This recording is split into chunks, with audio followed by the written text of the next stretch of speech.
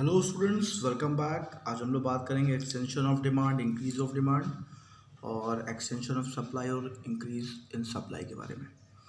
जैसा कि हमारा कंपटीटिव स्टडी चल रहा है, ठीक है, तो पहले आप देखो कि नॉर्मली एग्जाम में क्वेश्चन पूछ लिया जाता है एक्सटेंशन ऑफ डिमांड और इंक्रीज ऑफ डिमांड के बारे में। तो इसको लर्न करने का तरीका क्या है, पहले इस पर बात कर लेते हैं। तो देखिए, एक्सटेंशन क्या होता है और इंक्रीज़ क्या होता है, दोनों का मतलब ही बढ़ना होता है, ठीक है। लेकिन जब हम लोग यहाँ पे डिमांड की बात करते हैं तो यहाँ पे तो सिचुएशन बहुत चेंज होती है। एक्सटेंशन में लॉ ऑफ डिमांड काम करता है और इंक्रीज़ में लॉ ऑफ डिमांड नहीं काम करता है। तो पहले तो आप ये याद कर लीजिए कि एक्सटेंशन और अभी आगे चल के हम लोग कॉन्ट्रैक्शन भी आप पढ़ेंगे। तो एक्सटेंशन हो गया, एक्सटेंशन का मतलब यहाँ पे इंक्रीज़ हो रहा है, ठीक है, और इंक्रीज़ में भी इंक्रीज़ होता ही है, ठीक है। तो कैसे इसको डिफ्रेंशिएट करते हैं, डिफ्रेंशिएट ऐसे करते हैं कि एक्सटेंशन में लॉ ऑफ डिमांड काम करता है और इंक्रीज में लॉ ऑफ डिमांड काम नहीं करता है। तो लॉ ऑफ डिमांड क्या होता है ये मैंने आपको पहले ही बता दिया है कि जब आपका प्राइस बढ़ता है तो डिमांड कम हो जाता है ना, और प्राइस जब कम होता है तो डिमांड बढ़ जाता है। तो ये होता है हमारा लॉ ऑफ डिमांड। तो आइए देखते हैं एक्सटेंशन में क्या क्या चीज़ें लिखी हुई हैं। Other things being equal, when more quantity of goods are purchased because of fall in the price, it is called extension of demand। यहाँ पे क्या करें, other things being equal मतलब और कोई भी चीज़ें इफेक्ट यहाँ पे नहीं करती हैं। when more quantity of goods is purchased, जब हम ज़्यादा क्वांटिटी ऑफ गुड्स परचेज करते हैं क्योंकि प्राइस कम हो जाता है। तो सिंपल सी बात है, प्राइस कम हो रहा है, क्वांटिटी ज़्यादा खरीद रहे हैं, तो हमारा ये एक्सटेंशन है। देखिए यहाँ पे हमने ये छोटा सा शेड्यूल भी बनाया हुआ है। प्राइस हमारा 10 था तो हम जो कमोडिटी डिमांड कर रहे 20 कर रहे थे, जैसे ही प्राइस हमारा 8 हुआ, हमने जो डिमांड की क्वांटिटी की वो 25 की। तो यही होता है एक्सटेंशन ऑफ डिमांड। अब देखिए इसका फेयर कैसे बनता है। सबसे पहले आप ऐसे बना देंगे, ठीक है। तो यहाँ पे आपका प्राइस हो जाएगा और यहाँ पे क्वांटिटी हो जाएगा, ये कर लिया। अब देखिए, तो नॉर्मली जो डिमांड कर्व होता है वो इस तरीके से होता है, स्लोप डाउनवर्ड। अब यहाँ पे क्या हो रहा है कि डिमांड हमारी बढ़ रही है, तो प्राइस कम होगा तभी डिमांड बढ़ेगी। तो प्राइस हमारा P1 हो जाएगा और जो क्वांटिटी है वो बढ़ के यहाँ पे Q1 हो जाएगा। तो इन दोनों को यहाँ टच करा देते हैं, ये ऐसे हुआ, ये ऐसे। इस तरीके से आपको बनाना है। अब आपको यहाँ पे इस तरीके से इसको हाईलाइट करना होगा हल्का सा और दिखाना होगा कि जो ये पॉइंट था ये ऐसे यहाँ पे आगे आ गया, ठीक है। तो इसमें आपको दिखाना है, इसीलिए इसको हम लोग movement along the demand curve भी बोलते हैं। कई बार एग्जाम में movement along the demand curve भी पूछ लेता है, तो आपको इसमें एक्सटेंशन ऑफ डिमांड कर्व और कॉन्ट्रैक्शन ऑफ डिमांड कर्व समझाना होता है, ठीक है। लेकिन नॉर्मली देखा गया ज़्यादातर एग्जाम में एक्सटेंशन और इंक्रीज ही पूछता है, क्योंकि यहाँ पे बच्चे कंफ्यूज होते हैं, तो इसीलिए एक्सटेंशन और इंक्रीज ही लोग पूछते हैं। तो हम लोग ने कैसे इसको याद किया है आपको बता दें, एक छोटा सा टेक्निक है एक्सटेंशन और इंक्रीज याद करने का। देखिए, एक्सटेंशन और इंक्रीज वर्ड जो है, आप नॉर्मली हम लोग अपने लाइफ में जो वर्ड यूज़ करते हैं वो इंक्रीज़ होता है, एक्सटेंशन वर्ड हम लोग बहुत कम यूज़ करते हैं, ठीक है। तो इंक्रीज़ वर्ड हमेशा यूज़ करते हैं। तो ऐसे ही हम लोग ने याद कर लिया कि इंक्रीज़ वर्ड अगर कम यूज़ करते हैं, ज़्यादा यूज़ करते हैं और एक्सटेंशन कम यूज़ करते हैं, तो एक्सटेंशन का मतलब लॉ हो गया। जैसे लॉ है, अपने लाइफ में हम लोग लॉ बहुत कम यूज़ करते हैं क्योंकि हम एडवोकेट तो हैं नहीं। अगर एडवोकेट हैं तो हमारे लाइफ में एक्सटेंशन लॉ वर्ड बहुत यूज़ होगा, ठीक है। तो ऐसे हमने याद कर लिया कि एक्सटेंशन बोलने में थोड़ा टफ है, ठीक है, तो वो लॉ है।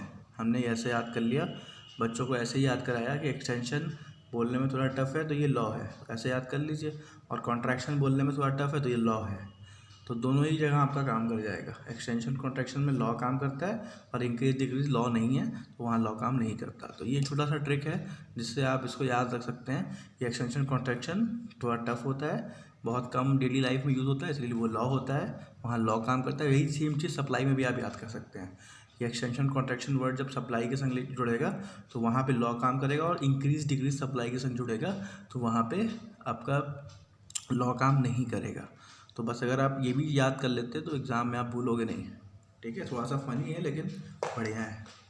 अब देखिए, इंक्रीज इन डिमांड में क्या है, अब इंक्रीज इन डिमांड में क्या बता रहा है, because of change in factor other than the price. तो आपको यहाँ पे लिखना पड़ेगा कि प्राइस को छोड़ के जो अदर फैक्टर हमारे डिमांड को इंक्रीज़ करते हैं उसको हम इंक्रीज इन डिमांड कहते हैं। मतलब प्राइस हमारा यहाँ पे फिक्स है लेकिन फिर भी डिमांड बढ़ रहा है। तो आपके पास बहुत सारे लास्ट वीडियो में मैंने आपको बताया भी है कि बहुत सारे डिटर्मिनेंट्स ऑफ डिमांड होते हैं जो कि प्राइस के अलावा डिमांड को चेंज करते हैं। जैसे एक्सपेक्टेशंस हो गया कि फ्यूचर में प्राइस बढ़ेगा, हम खूब सारा सामान खरीद के रखते चले जा रहे हैं, ठीक है। किसी भी चीज़ का फैशन आ गया तो कितना ही महंगा मिले हम उसको खरीदेंगे ही।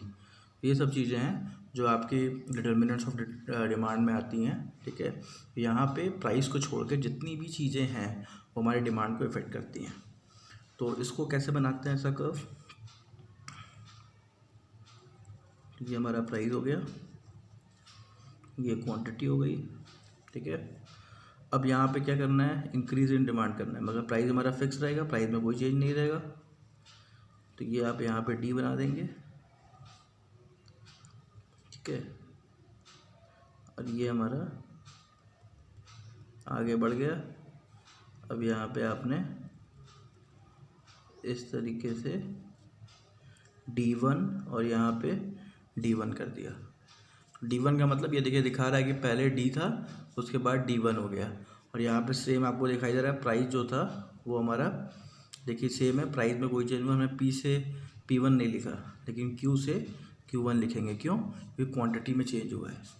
तो इसको हम लोग राइटवर्ड शिफ्ट भी बोलते हैं। यहाँ पे एक हल्का सा एरो दिखा दीजिए ताकि दिखे कि जा रहा है आगे। तो राइटवर्ड शिफ्ट ऑफ डिमांड भी कहते हैं। Increase in demand rightward shift होता है और decrease in demand leftward shift होता है। अभी उसको देखेंगे। तो देखिए बहुत ही ईजी सा है। अब देखिए यहाँ पे हम लोग ने यही सेम चीज़ सप्लाई में भी आप देखोगे, सप्लाई में भी वही सेम चीज़ आपको देखने को मिलेगा। इसीलिए कह रहे हैं कंफ्यूज मत होइएगा कि डिमांड में ऐसे बनता है। हमने और इसको ईजी बनाने के लिए बता दिया कि ये चेयर है और कोई बंदा चेयर पे बैठा हुआ है, ठीक है, ये बैठा हुआ है। और डिमांड में क्या होता है, हम कस्टमर पॉइंट ऑफ व्यू से देखते हैं तो हम चेयर पे बैठे होते हैं। ऐसे याद कर लो, क्योंकि बहुत लोग डिमांड में ऐसे कर्व बना के चले आते हैं सप्लाई वाला। तो ये ऐसे याद कर लो, डिमांड पे हम चेयर पे बैठे रहते हैं। तो ये हमारा डिमांड हो गया, ठीक है, क्योंकि हम कंज्यूमर जाएंगे तो चेयर पे बैठेंगे, ये कंज्यूमर तक कहेंगे, ठीक है। तो ये हो गया। अब आते हैं हम लोग एक्सटेंशन ऑफ सप्लाई में। अब इसमें देखिए क्या है, other things being equal when more quantity supply at the higher price it is term as extension of supply. तो यहाँ पे देखिए सिंपली बता रहा है कि यहाँ पे लॉ ऑफ डिमांड काम कर रहा है। क्योंकि हम लोग कैसे याद किया था कि एक्सटेंशन वर्ड टफ है और इसीलिए यहाँ पे लॉ काम करता है, ठीक है। तो यहाँ पे देखिए कैसे बनेगा। तो प्राइस क्वांटिटी तो वैसे ही बनेगी, उसमें कोई चेंज नहीं है, प्राइस क्वांटिटी। लेकिन इसका जो कर्व होता है सप्लाई का वो ऐसे बनता है। ये इसीलिए थोड़ा सा ध्यान आपको ट्रिक बता रहे थे कि जो कंज्यूमर होता है वो चेयर पे बैठा होता है, उसका अपोजिट जो होता है वो सप्लाई होता है, ठीक है। तो यहाँ पे ये आपका एस हो गया। अब यहाँ पे जैसे जैसे प्राइस बढ़ेगी वैसे वैसे हमारी क्वांटिटी सप्लाई भी बढ़ेगी। तो हमने इसको ऐसे बना दिया। तो हमारी प्राइस P1 हो गई और क्वांटिटी सप्लाईज Q1 हो गई। और यहाँ पे ऐसे करके आप दिखा दीजिए कि ये आगे जा रहा है, ठीक है। और इसमें आप ये भी कर सकते हैं, एक पॉइंट यहाँ भी दिखा सकते हैं कि ये ऐसे आगे चला गया, ठीक है। अब देखिए यहाँ पे ये ज़रूर बनाइएगा, शेड्यूल सबका जरूर दिखाइएगा। थोड़ा मोड़ा इधर गड़बड़ भी हो जाएगा तो ये रहेगा तो सही, तो आपको संभाल लेगा। तो 10 रुपीज़ का था तो हमने सप्लाई 100 किया, जैसे ही 12 हो गया हमारा सप्लाई 125 हो गया। तो ये आपको याद रखना है। अब आते हैं इंक्रीज इन सप्लाई के बारे में। इंक्रीज इन सप्लाई में देखिए कैसे होगा। अब यहाँ हो गया प्राइस, यहाँ हो गया क्वांटिटी, ठीक है। तो हमारा नॉर्मली हमने पहले ऐसे बना दिया। अब यहाँ पे क्या है कि सप्लाई बढ़ रहा है लेकिन प्राइस हमारा सेम है। सप्लाई बढ़ रहा है तो प्राइस सेम है। तो ये थोड़ा सा क्वांटिटी सप्लाई बढ़ रहा है ना, तो इसको Q1 आगे कर देंगे और प्राइस में कोई चेंज नहीं आया है। तो इसको हम लोग इस तरीके से यहाँ पे डिज़ाइन कर देंगे। तो ये हमारा हो जाएगा S और S, यहाँ पे S1 S1। तो ये राइटवर्ड शिफ्ट जब भी होता है वो इंक्रीज ही होता है। ठीक है, ऐसे भी याद कर सकते हैं। देखिए ये राइटवर्ड शिफ्ट हो रहा है ना, ये आगे की तरफ जा रहा है तो इंक्रीज ही होगा। राइटवर्ड शिफ्ट कभी भी अगर डिमांड में पूछ ले, सप्लाई में पूछ ले, तो आपको इंक्रीज ही बताना है। ठीक है, अब आते हैं कुछ टेक्निकल चीज़ें ध्यान लेते हैं कि क्या कुछ टेक्निकल चीज़ें हैं जो कॉम्पिटिटिव एग्जाम में पूछ लेते हैं ऑब्जेक्टिव क्वेश्चन में। अब देखिए यहाँ पे क्या लिखा है, because of the change in the factor other than the price of a commodity the quantity demand increase at the same price. तो ये तो ठीक है, सेम प्राइस पे क्वांटिटी डिमांड इंक्रीज हो जाता है, ये तो हम मान रहे हैं। लेकिन यहाँ पे और ये भी लिखा है और हायर प्राइस, कि मतलब अगर प्राइस बढ़ भी जाए तब भी कोई मतलब नहीं है, डिमांड तब भी बढ़ेगा। तो कुछ आप बुक्स में देखोगे तो ऐसा कर्व बना के दिया रहता है। ठीक है, तो बहुत ज़्यादा तो आपको नहीं दिखेगा, लेकिन कुछ बुक्स में आपको ऐसे कर्व दिखेंगे जहाँ पे प्राइस बढ़ भी रहा है तब भी डिमांड आगे बढ़ रहा है। तो यहाँ पे यही हायर प्राइस पे भी हमारा डिमांड बढ़ता है। ठीक है, क्यों हायर प्राइस पे डिमांड बढ़ता है? क्योंकि यहाँ पे लॉ ऑफ डिमांड काम नहीं करता है। तो दोनों चीज़ आप लिख सकते हो। ठीक है ना, increase at a price same price at or a higher price लिखना आपको ये दोनों है, और बनाना केवल ये, इतना ही बना देंगे तो एग्जाम में आपको मार्क्स फुल मिल जाएंगे। ठीक है, तो हायर प्राइस पे भी अगर प्राइस यहाँ पे हाई भी हो जाए तब भी डिमांड बढ़ेगा, क्योंकि यहाँ पे लॉ ऑफ डिमांड काम नहीं करता है। इस तरीके से आप इसको याद रखें। उसके बाद आते हैं नेक्स्ट, वही चीज़ देखिए यहाँ इंक्रीज इन सप्लाई में भी है, because of the change in the factor other than the price of a commodity concern that more quantity that concerned with the more quantity of the same price or at the same quantity at the lower price। यहाँ price कम भी हो जाएगा तब भी हम ज़्यादा से ज़्यादा सामान सप्लाई करेंगे। ठीक है, तो यहाँ आप दोनों जगह पे ऊपर इंक्रीज इन डिमांड में और इंक्रीज इन सप्लाई में दोनों जगह पे लॉ ऑफ डिमांड और सप्लाई काम नहीं करता है, मतलब लॉ दोनों में काम नहीं करता है। इस तरीके से आप इसको याद कर लीजिए। तो सबसे इम्पॉर्टेंट क्या है एग्ज़ाम में, कैसे आता है, extension in supply increase in supply, ऐसे ही पूछता है। ठीक है, और एक्सटेंशन इन डिमांड और इंक्रीज इन डिमांड। ठीक है, तो हम लोग ने देखा कि कितना ज़्यादा सिमिलर है। अगर आप देखो कंपेयर करो दोनों को तो कितना इसके डेफिनेशन कितने सिमिलर हैं, इसके डेफिनेशन कितने सिमिलर हैं। ठीक है, खाली आपको हल्का सा चीज़ें सीखनी है और आपका ये पूरा टॉपिक तैयार हो जाता है।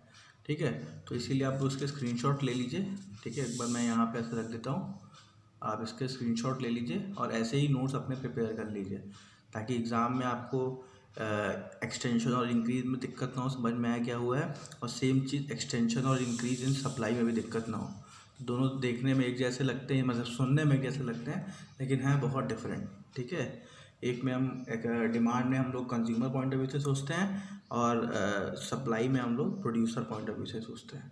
तो दोनों के कर्व एकदम डिफरेंट हैं। ठीक है, तो बहुत सारे बच्चे मिस्टेक करते हैं, इसलिए मैंने इसको इस तरीके से कंपैरेटिव स्टडी का कॉन्सेप्ट हम लेके आए हैं, ताकि सारे कॉन्सेप्ट्स हमारे जो भी ये उधर हैं सही हो जाए।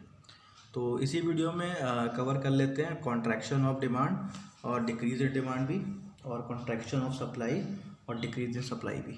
ठीक है, थोड़ा सा वीडियो बड़ा हो जाएगा, आप लोग पॉज करके हल्का सा लंच वंच कर लीजिएगा फिर पढ़िएगा। ठीक है, तो हम पूरा इसी में कवर कर लेते हैं। ये रहा हमारा कॉन्ट्रैक्शन ऑफ डिमांड और डिक्रीज इन डिमांड। तो कॉन्ट्रैक्शन का मतलब फिर से वही बात, लॉ। ठीक है, डिक्रीज मतलब जहाँ लॉ काम नहीं करता। तो इस तरीके से आपको याद रखना है। कॉन्ट्रैक्शन तो टफ है, डेली लाइफ में हम लोग कॉन्ट्रैक्शन वर्ड नहीं यूज़ करते, लेकिन डिक्रीज इंक्रीज यूज़ करते हैं, तो वहाँ पे लॉ काम नहीं करता है।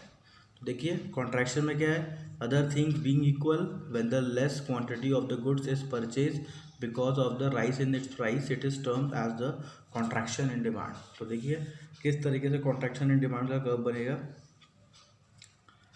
ये हो गया, हमने बना दिया। सर ने बताया कि जो डिमांड होता है वो चेयर पे बैठा रहता है। ये हमारा चेयर है, हमने इमेजिन किया ये चेयर है, तो हमने इसको इस तरीके से चेयर पे बैठा दिया।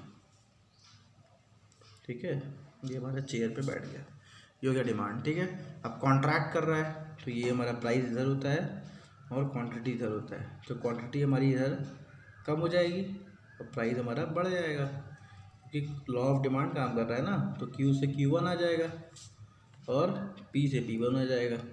प्राइस देखिए ऊपर की तरफ गया, बढ़ गया, और क्वांटिटी देखिए यहाँ पे ऐसे दिखा सकते हैं कि प्राइस ऊपर की तरफ गया और जो क्वांटिटी है वो अंदर की तरफ आ गया। तो ये आपका कॉन्ट्रैक्शन हो गया। और यहाँ पे दिखा सकते हैं कि ये जो हमारा पॉइंट है ये इधर से शिफ्ट होके इधर आ गया। इस तरीके से आप दिखा सकते हैं। तो शिफ्ट इन डिमांड कर्व भी इसको कहते हैं, जैसा कि मैंने आपको बताया। और देखिए यहाँ पे प्राइस जब हमारा 10 था तो हमारी क्वांटिटी जो थी हम 10 कंज्यूम कर रहे थे, 20 कंज्यूम कर रहे थे, डिमांड कर रहे थे। और यहाँ पे जैसे ही 12 हुआ तो हमने क्या किया, प्राइस बढ़ गया भाई, 10 से 12 हो गया, तो हमने क्या किया कि 20 से 15 कर दिया, कि यहाँ 15 क्वांटिटी का ही डिमांड किया। तो सिंपल सी बात है, लॉ यहाँ पे काम कर रहा है। तो यहाँ पे मैं आप लॉ लिख दे रहा हूँ, लॉ, ठीक है। और यहाँ पे क्या है, डिक्रीज में लॉ काम नहीं करता। तो हमने इसको ऐसे बना दिया, और डिमांड है तो उसको चेयर पे बैठा दिया, ठीक है। यहाँ हमने डी लिख दिया, टी लिख दिया। अब यहाँ पे क्या है कि यहाँ पे हमारा डिमांड जो है वो बढ़ जाएगा, सॉरी डिक्रीज है ना, तो ये कम हो जाएगा। तो इसको हम लोग यहाँ पे कम कर लेते हैं। तो ये आ गया D1, ठीक है। ये कुछ नहीं है ना, इसको थोड़ा सा हटा देते हैं, ठीक है। तो ये D1 हो गया। इसको अंदर की तरफ दिखा दीजिए, ये अंदर की तरफ जा रहा है। और जहाँ पे आपने क्वांटिटी लिखा था यहाँ पे आप Q1 दिखा दीजिए, मतलब क्वांटिटी हमारा यहाँ पे कम हो गया, ठीक है। और यहाँ पे लॉ काम नहीं करता है, तो हम लोग क्या करेंगे, यहाँ पे लॉ लिखेंगे और इसको ऐसे काट देंगे। लॉ यहाँ पे काम नहीं करता है, ताकि हमको याद रहे, ठीक है। ये आपके दिमाग के लिए है, एग्ज़ाम में मत लिख के आ जाइएगा। हाँ, ऊपर लिख सकते हैं लॉ काम नहीं करता, यहाँ ऐसे मत बता दीजिएगा, ठीक है। तो यहाँ पे क्या है, because of change in the factor other things other than the price of the commodity the quantity demanded decrease at the same price और at the lower price, it is called decrease in demand. तो simple सी बात है कि जब भी same price पे, ठीक है, प्राइस यहाँ पे हमारा सेम है, प्राइस में कोई चेंज नहीं आता है, बस तो डिमांड है वो हमारी कम हो जाती है, ठीक है।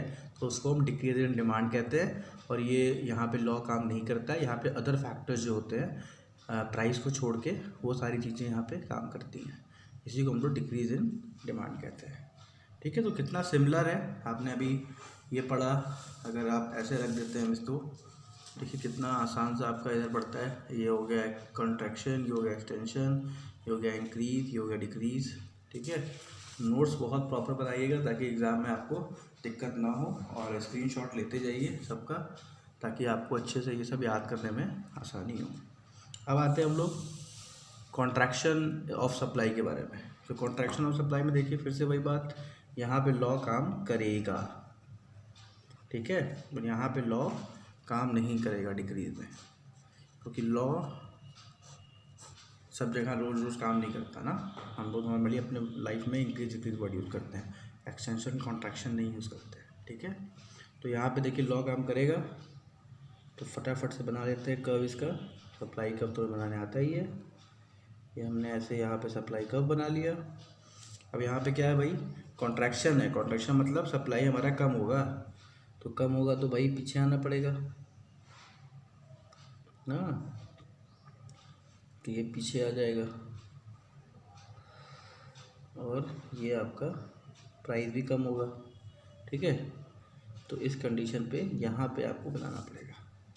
थोड़ा सा गड़बड़ हो गया, इसीलिए मैं, आप रेड वाले इसको इग्नोर करिएगा, मैं ब्लू से बना दे रहा हूँ, ठीक है। ये हमारा कुछ नहीं है, ठीक है। यहाँ पे देखिए ये पीछे आ गया और ये भी पीछे आ गया, तो जो सप्लाई है वो हमारा प्राइस जो है वो कम हुआ, तो हम यहाँ पे लिख दे रहे हैं P1 से P से P1 की ओर आ गए, और यहाँ पे Q से Q1 की ओर आ गए। तो ये हमारा सप्लाई हो गया, ठीक है। यहाँ पे डायरेक्टली हमने इसको कम कर दिया क्योंकि प्राइस में चेंज हुआ। और यहाँ पे क्या होगा, यहाँ पे सप्लाई हमारा कम होगा लेकिन प्राइस में कोई चेंज नहीं होगा। तो ये हमारी सप्लाई हो गई, ठीक है। और यहाँ पे सप्लाई हमारा कम हो जाएगा लेकिन प्राइस हमारा सेम रहेगा। तो यहाँ पे आप लिख देंगे S1 और यहाँ पे S1। तो यहाँ पे फिर आप इसको ऐसे दिखा देंगे ये पीछे की तरफ जा रहा है। तो इस तरीके से आपको करना होगा। तो बहुत ही सिंपल सी बात है, ठीक है। अगर आपको ये ट्रिक समझ में आ गया हो तो बहुत अच्छी बात है, नहीं तो फिर से एक बार वीडियो देखेंगे तो ट्रिक आपको क्लियर हो जाएगा। अब यहाँ पे एक चीज़ देखिए, यहाँ पे क्या बोल रहा है, less quantity at same price, ये तो समझ में आ गया, and same quantity at higher price supplied, ठीक है। तो यहाँ पे क्या है कि अगर प्राइस हायर भी हो जाता है, प्राइस फिर भी क्या बोलते हैं हम, यहाँ पे हमारा जो सप्लाई है वो कम ही होगा, ठीक है। प्राइस कम भी हो जाता है तब भी हमारा सप्लाई यहाँ पे कम ही होगा, उससे मतलब नहीं। इसीलिए प्राइस यहाँ पे एकदम आपका कांस्टेंट लेके हम लोग चलते हैं, ठीक है। बस खाली यहाँ पे Q से Q1 दिखा देते हैं कि यहाँ पे Q से Q1 हो गया, यहाँ प्राइस हमारी सेम होती है, प्राइस में कोई चेंज नहीं होता। यहाँ पे देखिए प्राइस में चेंज होता है, P से P1 हो गया, ठीक है, और Q से Q1 हो गया।